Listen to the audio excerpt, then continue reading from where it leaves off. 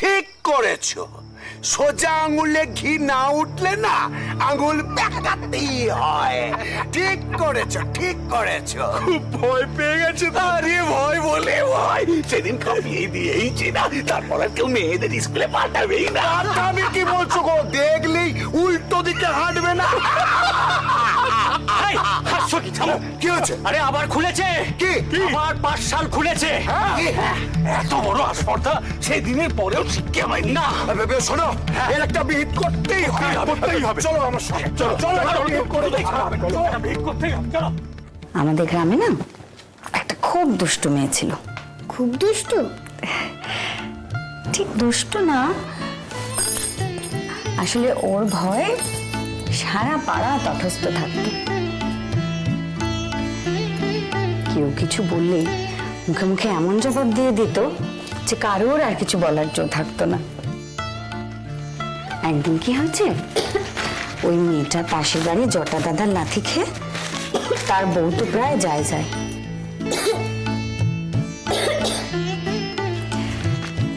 মেয়েটার তখন খুব রাগ হলো। সে কি করলো জানিস? সে তখন জটা দাদার নামে ছড়া বানিয়ে তার যত জেলা ছিল তাদেরকে জুটিয়ে সারা পাড়া সেই ছড়া বলে বেড়াতে লাগলো। কি ছড়া?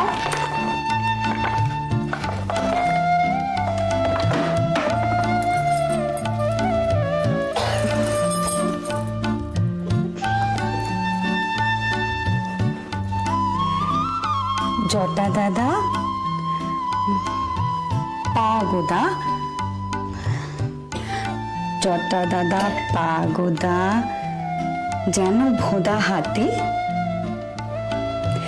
বউ ঠেলানো দাদার পিঠে ব্যাঙে মারে লাথি। আরে বঙ্কু ব্যাটারটা মহা হারামজাদা, সবকটা এক জায়গায় হয়েছে। হওয়াচ্ছে এক জায়গায়। ওই বঙ্কু শালার মাথা যদি না ফাটিয়েছি তাহলে আমার নাম এনে। আচ্ছা আচ্ছা, তোমরাই বলো, কোবরেজের চাকর বলে ছেড়ে দেবো না? এই তুমি কি বলছো? কোবরেজকেই বা ছাড়বো কেন? ছাড়বো কেন? আরে কাল ভিটেতেই তো অধর্মের চাষটা হচ্ছে, তাহলে তাকে বা ছাড়বো কেন? ঠিক। আরে বাবা, ধর্ম তো আগে। আরে বাবা, ধর্ম না বাঁচলে চলবে কেন? চলো তো, চলো তো, চলো। ওই মেয়ে ছেলে মাস্টারিগিরি পার করছি, একটা বিহিত আমরা বই।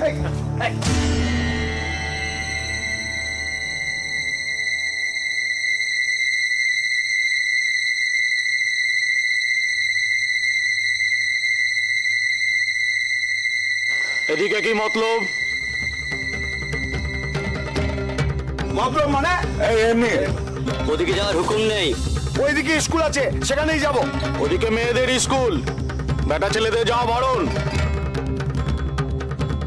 চলো রাস্তা দেখো।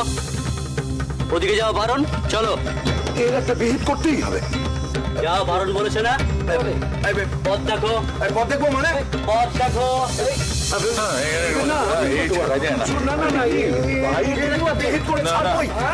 এর একটা বিহিত করতেই হবে। এভাবে চলতে পারে না। চলো।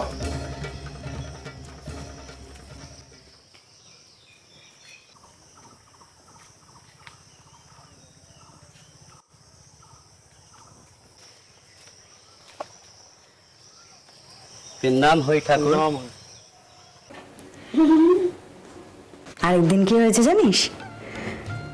ওই মেয়েটার পিস্তত ভাই নীরু, সে একদিন বসে বসে তালপাতায় মক্স করছে। মক্স না ছাই, তালপাতায় কলম ঠেকিয়ে বসে আছে। এমন সময় এই দুষ্টু মেয়েটা এসে কি করলো বলতো? তালপাতা ধরে মারলো এক টান।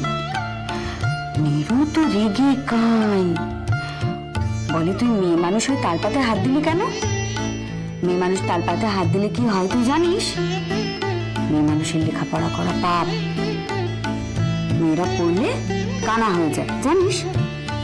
দাঁড়া, আমি সবাইকে বলে দিচ্ছি। মা, মেয়েটা ভয় পাওয়া তো দূরে থাক, বলে কিনা যা সবাইকে বলে দে। কি করবে সবাই? আমার শুলে দেবে? আর মেয়ে মানুষের লেখাপড়া করা পাপ হবে কেন?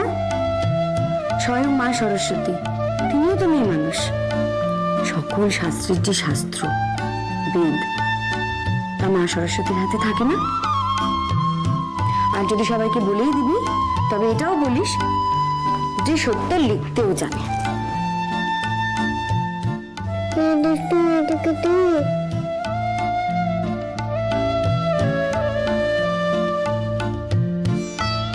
আমি তোমার মতো লেখাপড়া শিখবো। আমার মতো নয়, আমার চেয়ে অনেক বড় হতে হবে তোদের। মেয়ে নয়, মানুষ হতে হবে। জানি খুব শক্ত কাজ, কিন্তু তোরা পারবি, তোদের পারতেই হবে।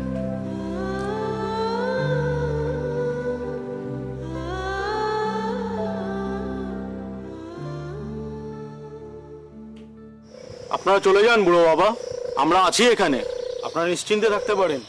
হ্যাঁ, দিদি ঠাকরেনের ধারে কাছে কেউ ঘেঁষতে পারবে না। বেশ, তোমরা থেকো। তোমরা কিন্তু নজর রেখো, ওরা কিন্তু যখন তখন। আপনারা নিশ্চিন্তে থাকুন। বুড়ো বাবা, এটা ভালো হলো বটে, ওরা তো খেপেই রইল। বিদ্যাসাগর মহাশয়কে একসময় এই সমাজ রক্ষকদের সম্মুখীন হতে হয়েছিল, তখন ওনাকেও লাঠিয়ে রাখতে হয়েছিল। ওদের কলজের জোর নেই, তাই চিরকাল ওরা হারে কবজির জোরের কাছে। এটাই ওদের ওষুধ। চলো।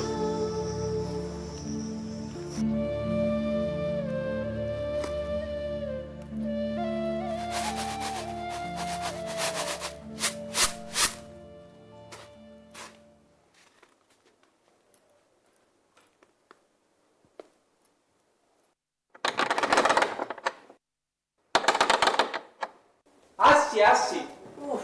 এত যে কিসের তাড়া কে জানে। আসছি আসছি। উফ, বাপরে বাপ।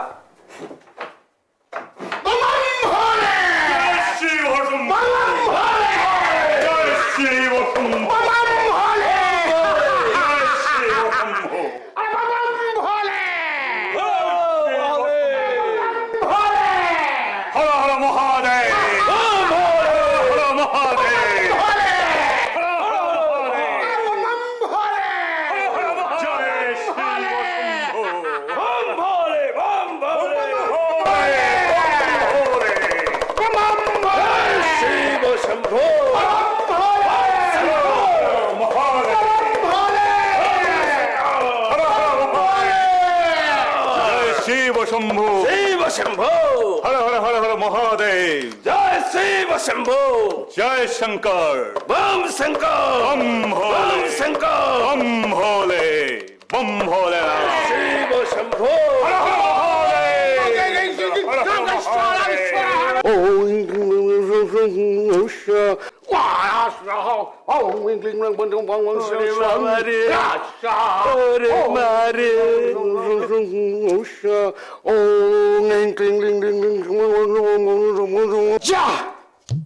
যা বাচ্চা, কোন জরা ব্যাধি আর তোকে কোনোদিন স্পর্শ করতে পারবে না, ষড়রিপুও তোকে বশ করে রাখতে পারবে না।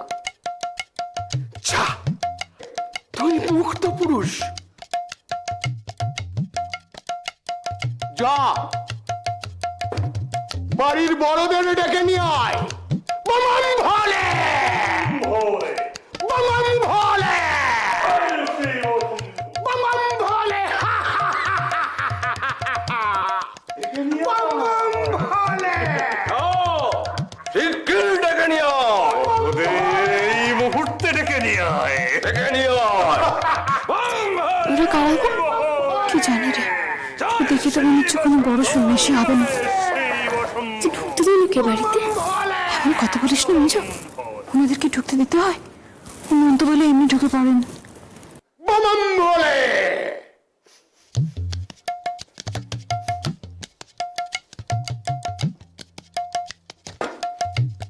ঘোর অমঙ্গল, ঘোর মঙ্গল সারা বাড়িতে ছেয়ে গেছে।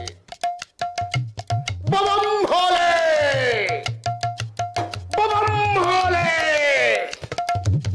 বাবাম ভোলে, বাবাম ভোলে। কি অমঙ্গল? কুনজর, কুনজরে পড়েছে। কার?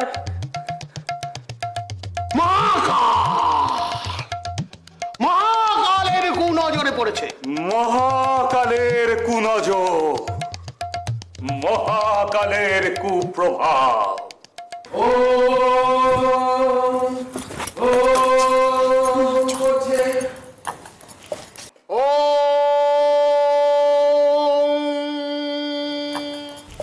দেখাচ্ছি মজা। মেজো, ও মেজো, মেজো, মেজো কোথায় গেল?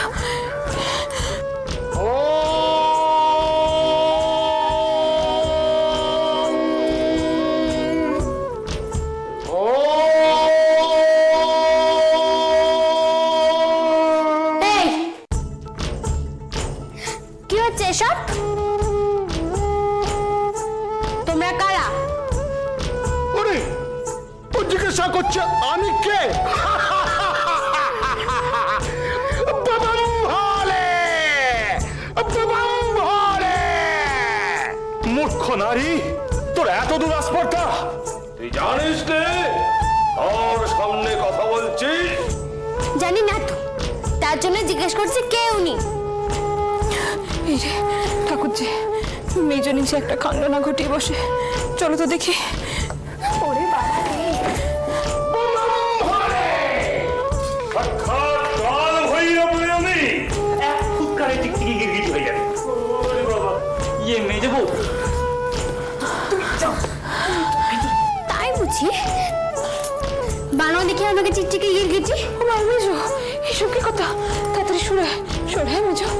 তোর এত বড় স্পর্ধা, তুই আমাকে হুকুম করিস? তুই জানিস, তুই জানিস আমি কে? আমি হলাম ত্রিকালদর্শী ত্রিকালজ্ঞ স্বামী। ভূত, ভবিষ্যৎ, বর্তমান সব আমার হাতের মুঠোয়।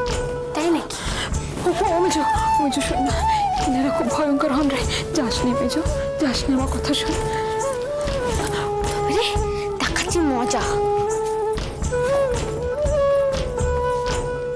তাই বুঝি? আরে মূর্খ নারী, সবার ভূত ভবিষ্যৎ বর্তমান ওনার হাতের মুঠোয়। তা এত যদি জ্ঞান না, তাহলে আমাদের বাড়িতে কেন এসেছে? জান না কি রাজা মহারাজা ওদের বাড়িতে যান, ওরা খুশি হয়ে অনেক অনেক টাকা দেবে। চুপ কর, চুপ কর পাপিয়সী নারী। তুই কি ভেবেছিসটা কি আমি কি অন্যান্য লোভী সন্ন্যাসীর মতো? জানিস, জানিস আমি কেন এসেছি? বাবা হিমালয়ের বরফ চূড়ার উপর বসে ধ্যান করছিলেন। হঠাৎ চিৎকার শুনলেন, বাঁচাও বাঁচাও। উনি ধরাধামে নেমে এলেন আত্মের আর্তনাদ শুনে। তো চিৎকারটা কি আমাদের বাড়ি থেকে গেছিল যে ছুটে এখানে আসতে হলো? ইনি যোগ বলে এবারই বিপদের কথা জানতে পেরেছেন, তাই এর বিহিত করতে এসেছেন। বম ভোলে, 3 রাত্রি 4 দিবস শান্তি সস্থানের প্রয়োজন। তবেই ওই মহাকালের কুপ্রভাব থেকে দূরে সরে যাবে। সূর্য পশ্চিমে ঢলার আগেই সমস্ত আয়োজন সম্পূর্ণ করতে হবে, না হলে কোনো সুফল কিন্তু পাওয়া যাবে না। থামুন, আপনাকে আর কোনো বিহিত করতে হবে না। ভর্তুকি বেলা উনি এসছেন বিহিত করতে। এবার যদি না যান, আমি কিন্তু চেঁচিয়ে পাড়ার লোক ডাকবো, তখন বুঝবে ঠেলা। কি তুমি ভয় দেখাচ্ছ? তোর এত বড় দুঃসাহস, তুই আমাকে অপমান করিস? বম ভোলে, বম ভোলে। শিগগিরই পায়ে পড়ে ক্ষমা চাও। কিছুতে হবে না। প্রণামী ফলা রাখো। দেখা দেখাচ্ছি মজা। বেরো। আমাকে আসবটি লাগানো হচ্ছে। এই আমি অভিশাপ দিলাম, ঘোর অমঙ্গল এই পুরো বাড়িতে ছেয়ে থাকবে। তখন কিন্তু আমাকে ডাকলে আমি আসবো। বেরো বলছি, বেরো বাড়ি থেকে, নইলে কিন্তু আমি পাড়ার লোক দেখে পিছুই মারবো। এই পাপ গৃহ থেকে কোনো দান আমি গ্রহণ করব না। চলো। বাবা ঠাকুর একটু দাঁড়ান।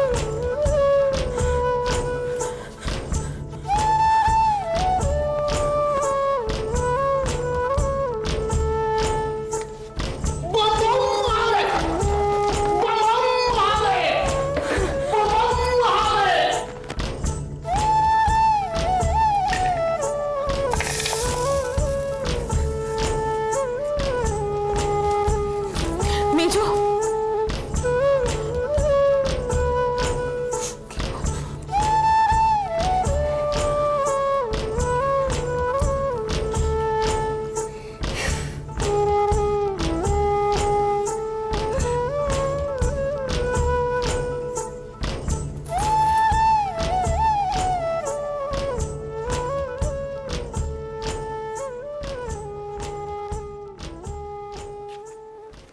তোমাকে কে বলেছিল? হ্যাঁ, তোমাকে কে বলেছিল বাইরে তিনজন পরপুরুষের সামনে এসে কথা বলতে? তোমার কি লজ্জা শরম বলে কিছু নেই? ওদের সঙ্গে কথা না বললে কি মহাভারত অশুদ্ধ হয়েছে? তো বেকার তো ছিল, সে তো সামলাতে পারতো, কথা বলতে পারতো। ও কি বলবে? ও তো বড় ঠকটা ঠকটা করে কাঁপছিল, গলা দিয়ে তো আওয়াজ বেরোচ্ছিল না। কি মিথ্যুক রে বাবা, কি মিথ্যুক মেয়ে। আমি তো প্রথম গিয়ে দরজা খুলে এলাম, আমি তো সামলাচ্ছিলাম। সে যা সামলাচ্ছিল তো সবাই দেখেছি, চিচি করছিল একেবারে। ঠিক আছে, ওরাই ভয় পেয়েছিল, চিচি করছিল। তুমি তো সাহসের বটগাছ, সাহস দেখাতে গিয়ে তিনজন পরপুরুষের সামনে ঘোমটা খুলে আসে দাঁড়ালে। শুধু তাই নয়, আজ বটি নিয়ে তুমি সন্ন্যাসীদের তাড়া করলে, আর সন্ন্যাসীরা খালি হাতে ভর দুপুরে গেরস্ত বাড়ি থেকে সাপমুন্নি করতে করতে চলে গেল। এদিকে সংসারে কল্যাণ হবে? কখনো কল্যাণ হবে না। না মা, আমি ওনাদের সিধে দিয়েছি। আমায় উদ্ধার করেছো বাছা, তোমার উচিত কাজই করেছো। কিন্তু আরো ভালো হতো মেজে বৌমাকে বেঁধে রাখতে পারলে। বড় হয়ে ছোটকে শাসন করতে পারো না? কেমন তো আর বড় তুমি, হ্যাঁ? শোনেনি তো, কারো কথা শোনে না, কারো কথা শোনে না, সেই শিক্ষা দীক্ষাই তার নেই। বাবা, সন্ন্যাসী বলে কথা, তাদের কত ক্ষমতা তুমি জানো? একটা সাপে সংসার, ছেলে পুলে সব একবার ধ্বংস হয়ে যাবে। ওরা মোটেই আসল সাধু নয়, ওরা ঠকিয়ে জিনিস নেয়। চুপ করো, ওরা ঠক কিনা তোমাকে কে দেখতে বলেছে? হ্যাঁ, বাড়ি ওরা আমাদের বাড়িতে এসে ঠকি জিনিস নিয়ে চলে গেলে সেটা ভালো হতো। ভালো মন্দ বিচার করতে তোমাকে কে বলেছে? হ্যাঁ, কে বলেছে? সেই দিনের মেয়ে, ভালো মন্দ কি বোঝো তুমি? হ্যাঁ, আর বুঝলে পরপুরুষের সামনে এসে দাঁড়াতে না। আর ওরা যদি সত্যি সত্যি সন্ন্যাসী হয়, তাহলে পারবে ওদের অভিশাপটা ঠেকাতে? হ্যাঁ, এসছে ভালো মন্দের বিচার করতে। ওরা যদি সত্যিকারের সাধু হতো তাহলে ওরা ভয় পেল কেন? আর ভয় পেয়ে পালালো কেন? আসলে ওরা ভণ্ডই। দেখো মেজ বৌমা, বেশি কথা কয়ো না। বাড়িতে পুরুষ মানুষ থাকতে উনি কোমর বেঁধে দেখতে এলেন কে সাধু কে ভণ্ড। ঢং দেখে বাঁচি নেই।